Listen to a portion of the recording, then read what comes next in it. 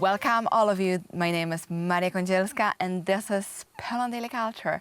And today we'll talk more about the War of Alphabet, because with us on Skype is Olgierd Uziębło, a sonologist and also a participant, one of the scientists in the project Endangered Alphabet. Leszek, please tell us what actually is the War of Alphabet and what you mean by this. Well, the War of Alphabets actually connects us to a very important topic that is very hot right now in Poland, namely to Ukraine. Not many people realize that Ukraine had a alphabet wars, or alphabet storm. You can find it on Wikipedia. And that was the conflict between the way that people wanted to write down Ukrainian. Most of them wanted to write down it in Cyrillic, and many of them wanted to write it down in a Latin writing system. Well, they have chosen Cyrillic, and well, now they have the results. And the result is being them closer to Russian. Yes, exactly. And to Russian. Because there is of this way of thinking. But right now, because of the war, do you see or do you recognize any structures or movements more to write down Ukrainian in a Latin alphabet? Definitely. No, I think that what was created in the beginning of the 20th century, the identity of Ukraine as a separate nation, now includes the Cyrillic, but the Cyrillic with letters that are different from Cyrillic in Russia, like my favorite Ukrainian letter, which is really interesting, looks like this. We see this. Oh, very interesting indeed. This is the E, the long E, and it is a letter that does not exist. And we can say that even Polish has in the some Cyrillic, kind of, in the Russian Cyrillic. Yes, and Polish has also, we moved the focus of our identity to singular letters. Like for Polish people, I believe this letter is the most Polish letter of all. W.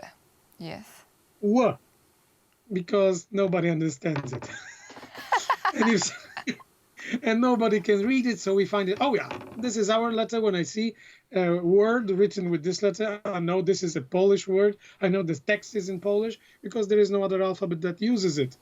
Oh, very interesting. So this is a kind of a focus of identity. In our alphabetic writing system, it's easier. This is usually singular letter that is so particular. Whereas in other countries like India, like in China, those are the whole writing systems.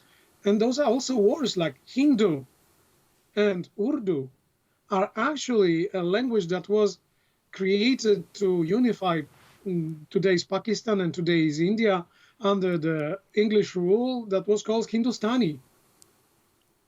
And it is separated mostly by using first different vocabulary for particular things, and mostly by using different writing system. For Pakistani, for Urdu, this is using the Arabic writing system, Arabic-derived Abjad.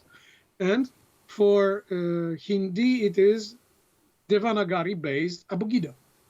So you are basically trying to show this to us, that the politics and the case of identity is reflected and mirrored by the alphabets and the way of writing of people. And it can be a subject of war and a dispute, which way to write things down. And as you mentioned in the previous episode, amazing thing that a language could be written in a different way, in a different style of writing, in a different alphabet, which, as you mentioned, Polish was written in a Arabic way.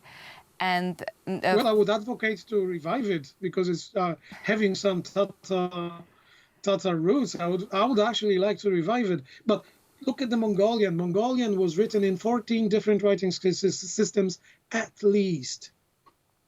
That's a lot of problems with identity, and also a lot of writing and learning. Looking already at the Mandarin ways of writing, it's such a huge challenge that I would say Latin, Mandarin, and Arabic could be enough, but you advocate for more, and for people who speak different language and they're poly alphabetic, yes, or multilingual, which is of course this beauty of diversity all over the world and brings all the colors and pleasures of a different way of communication. Yes, and colors are very important. Our writing systems in Africa that are including a color in order to convey particular meanings. But that's a whole another story. And we won't open this chapter, we'll wrap up this episode, and we thank all of you, the viewers of Poland Daily, of listening to us, and we do hope that you will at least get more interested in these ways of writing and answer yourself this question, and what sort of alphabet you use at home, and what sort of alphabet you use yourself, because this answer might not be that obvious. And thank you for watching our show.